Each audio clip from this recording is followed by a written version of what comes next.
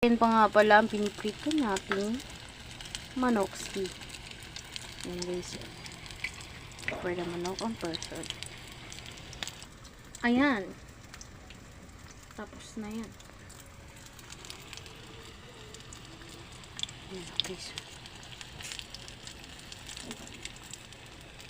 Yan guys.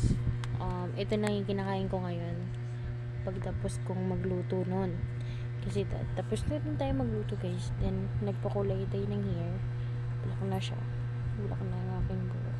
So basa pa. Hindi ko pa naman siya binababad. Ayoko lang na madikit siya dito sa akin. Ito, may tira pa. So ayan. So kakain na lang tayo nito guys. Kasi fruits is the best and unhealthy. So hindi ko kaya balatan guys.